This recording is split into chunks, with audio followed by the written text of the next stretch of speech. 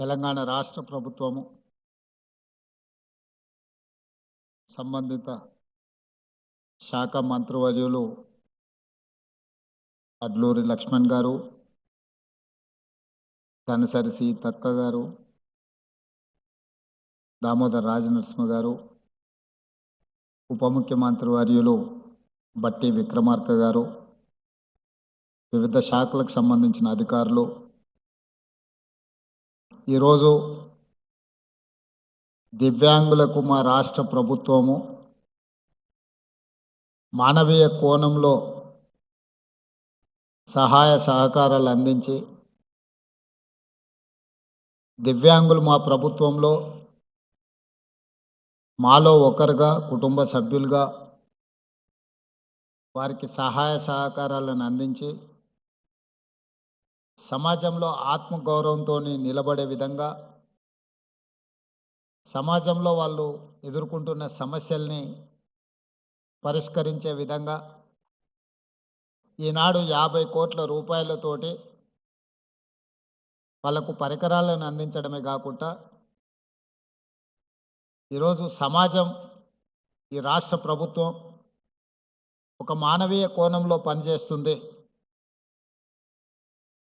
మానవత్వంతో కూడుకున్న నిర్ణయాలు ఈ రాష్ట్ర ప్రభుత్వం తీసుకుంటుంది.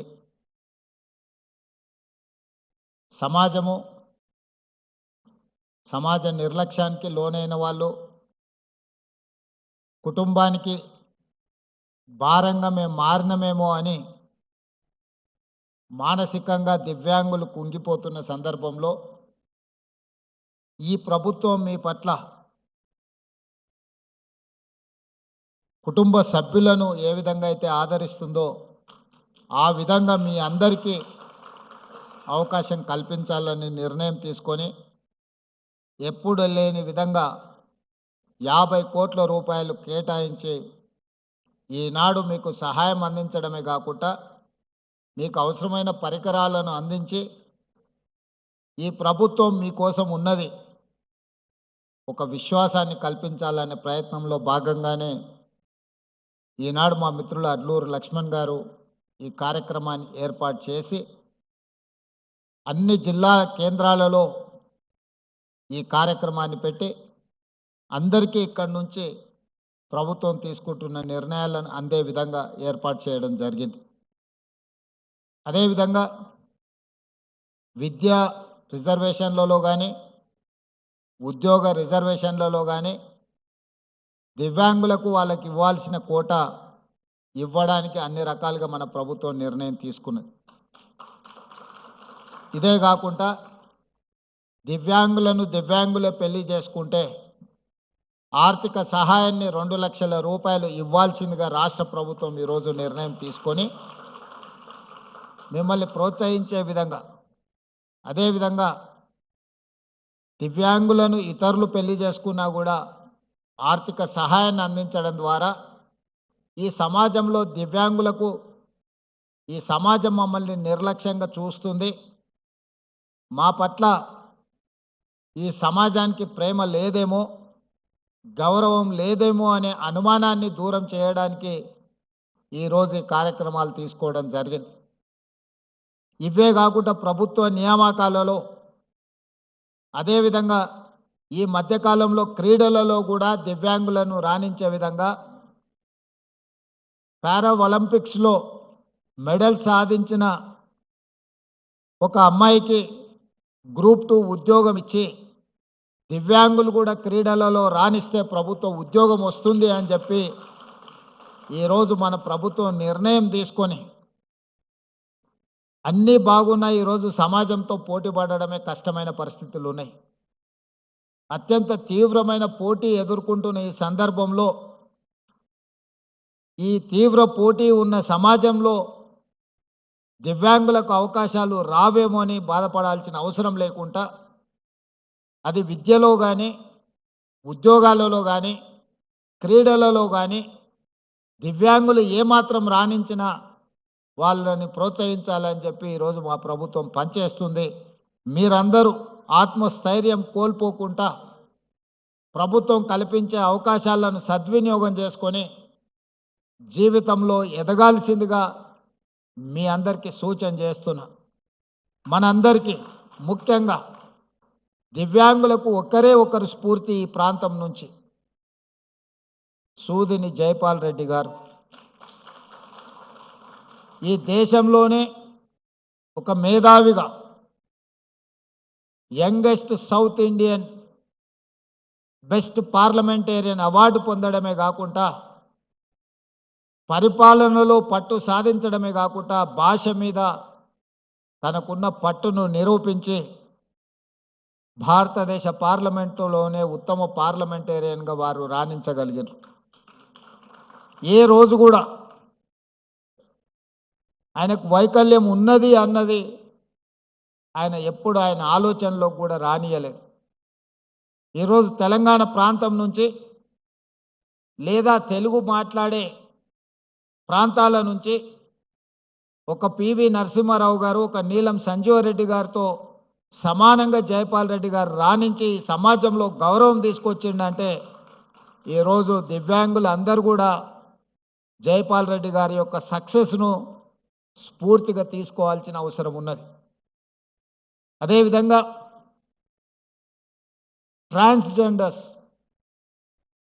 వీళ్ళ పట్ల కూడా సమాజము కొంత వివక్ష చూపించడము, కుటుంబ సభ్యుల యొక్క నిర్లక్ష్యానికి లోనైన వాళ్ళను కూడా ఈరోజు ట్రాన్స్జెండర్స్ని కూడా రాష్ట్ర ప్రభుత్వ ఉద్యోగ అవకాశాలు కల్పించడమే కాకుండా రాష్ట్ర ప్రభుత్వం అందించిన డబుల్ బెడ్రూమ్ ఇండ్లు కానీ ఇందిరమ్మ ఇండ్లు కానీ నిన్ననే రామగుండం నియోజకవర్గంలో అక్కడి శాసనసభ్యులు రాజ్ ఠాకూర్ గారు ఇళ్ల పట్టాలు కూడా ఈరోజు ట్రాన్స్జెండర్లకు అందించడం జరిగింది.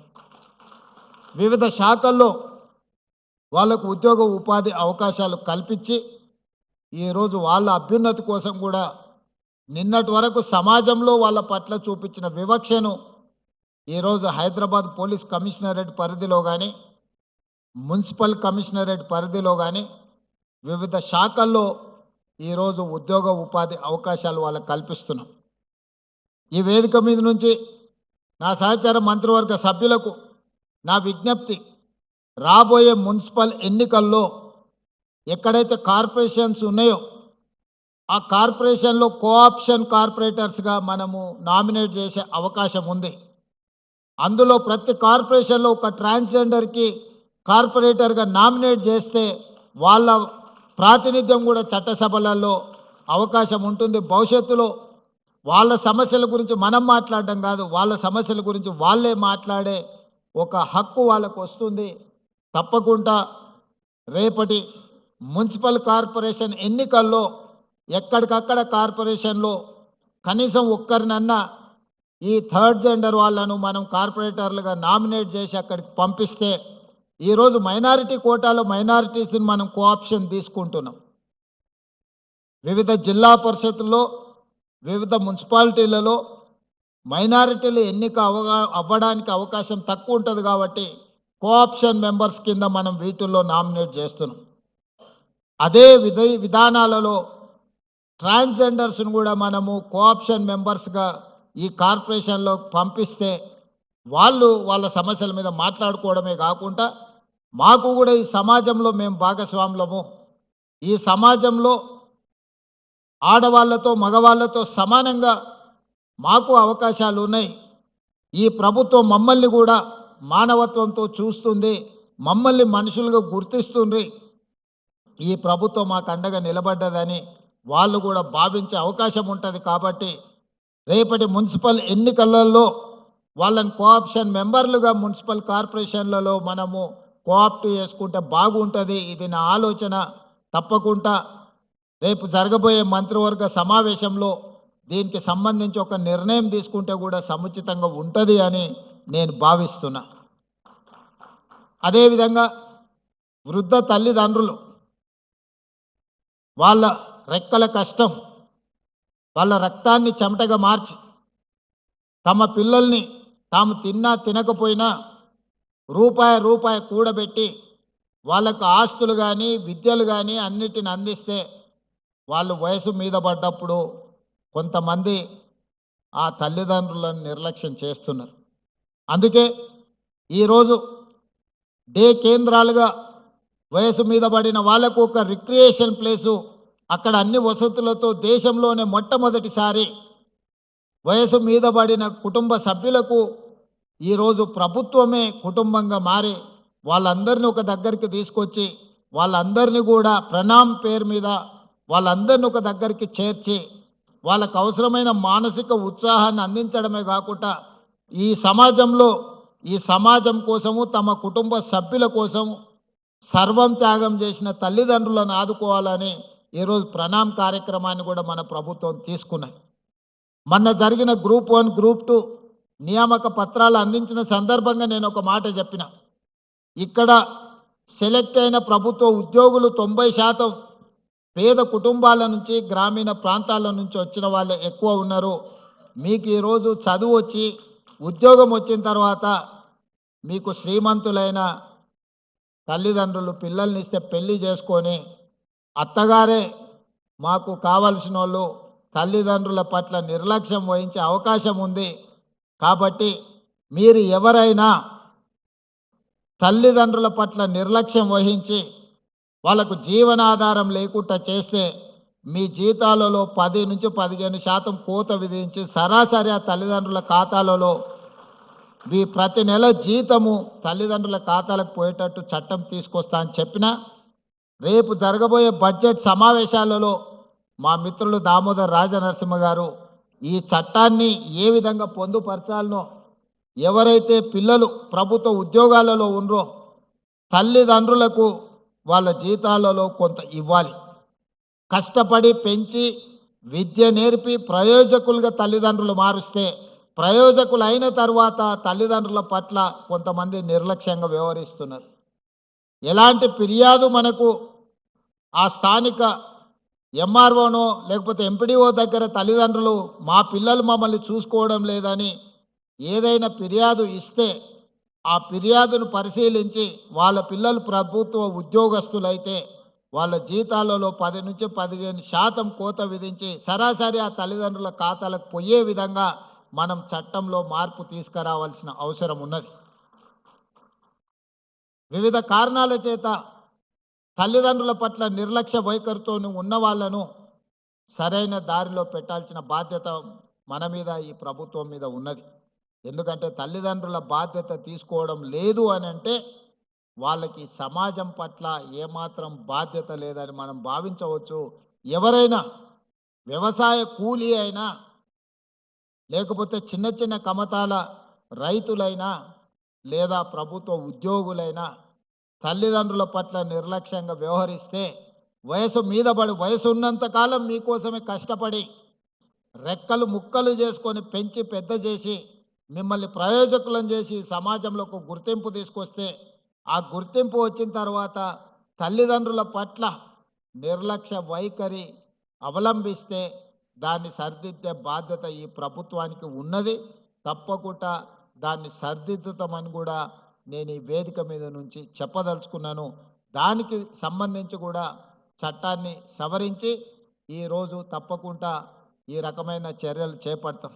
అదేవిధంగా 100% తెలంగాణ రాష్ట్రంలో ఉన్న ప్రతి ఒక్కరికి వైద్యాన్ని అందించాలనేదే మా ఉద్దేశం. ఇంతకుముందు మిత్రులు దామోదర్ రాజనరసింహ గారు తలసేమియా గురించి, ఇతర పరీక్షల గురించి కొన్ని సూచనలు చేసిండ్రు. రాబోయే రోజుల్లో రేపటి బడ్జెట్ సమావేశాలలో హెల్త్ పాలసీ తీసుకొచ్చి ఈ రాష్ట్రంలో ఉండే ప్రతి పౌరుడికి 100% ప్రభుత్వం వైపు నుంచి వైద్యాన్ని అందించే విధంగా ప్రణాళికలు సిద్ధం చేస్తున్నాం. హాస్పిటల్కి వెళ్తే ఆస్తులు అన్నీ అమ్ముకునే పరిస్థితులు ఈరోజు మనం చూస్తున్నాం. అందుకే ప్రభుత్వం మీ అందరి పట్ల మానవీయ కోణంతో వ్యవహరించడమే కాకుండా మానవత్వంతో తీసుకునే నిర్ణయాలు మీ జీవితాలలో వెలుగును నింపబోతున్నాయి. తెలంగాణ రాష్ట్రం ఏ లక్ష్యం కోసం సాధించుకున్నామో తెలంగాణ సమాజం స్వేచ్ఛను కోరుకుంటుంది. తెలంగాణ సమాజం సామాజిక న్యాయం కోరుకుంటుంది. తెలంగాణ సమాజం సమానమైన అవకాశాలను కోరుకుంటుంది. సమానమైన అవకాశాలు కల్పించాలి అని మాదిగ ఉపకులాల వర్గీకరణను 40 సంవత్సరాల నుంచి పెండింగ్ ఉంటే దేశంలోనే మొట్టమొదటి రాష్ట్రంగా ఈరోజు ఏబిసిడి వర్గీకరణ చేసి ఆయా శక్తులకు జాతులకు న్యాయం జరిగే విధంగా ఈరోజు మన ప్రభుత్వం నిర్ణయం తీసుకున్నది. తాత్కాలికంగా కొన్ని వర్గాలలో కొంత అసంతృప్తి ఉన్నా దీర్ఘకాలికంగా ఈ వర్గాలన్నీ కలిసి ఉండే అవకాశం ఉంటుంది. ఈరోజు వర్గీకరణ జరిగింది కాబట్టి కొంత కోపతాపాలు ఉన్న భవిష్యత్తులో ఒకరి మీద ఒకరికి అపోహలు తొలగిపోయి వాళ్ళందరూ కలిసి ఉండడానికి అవకాశం ఉంటుంది. అదేవిధంగా 100 సంవత్సరాల నుంచి జనగణన జరుగుతుంది కానీ కులగణన జరగలేదు. బ్రిటిష్ పరిపాలనలో కులగణన జరిగింది. మళ్ళీ 100 సంవత్సరాల తర్వాత మొట్టమొదటిసారి తెలంగాణ రాష్ట్రంలో జనగణనతో పాటు కులగణన చేసి ఎవరు ఎంతమంది ఉన్నారో వాళ్ళ దామాషా ప్రకారం వాళ్ళకు నిధులను ఇవ్వాలి, ప్రభుత్వ పరంగా అవకాశాలు ఇవ్వాలి అని ఈరోజు కులగణను కూడా పూర్తి చేసి వాళ్లకు రాజకీయంగా విద్య వైద్యంలో ఉద్యోగ ఉపాధి అవకాశాలతో పాటు రాజకీయ అవకాశాలు కూడా కల్పించాలని మన ప్రభుత్వము ఈరోజు సమగ్ర కుటుంబ సర్వే పూర్తిగా చేసి ఈరోజు సిపెక్ సర్వే ద్వారా డేటా యాక్యురేట్గా ఈరోజు మన రాష్ట్ర ప్రభుత్వం డిప్యూటీ సీఎం ఉప ముఖ్యమంత్రి గారు బట్టి విక్రమార్క గారి నేతృత్వంలో మన ప్లానింగ్ డిపార్ట్మెంట్ సిపెక్ సర్వే చేసి ఈరోజు తెలంగాణ రాష్ట్రం మొదటి రాష్ట్రంగా నిలబడ్డది.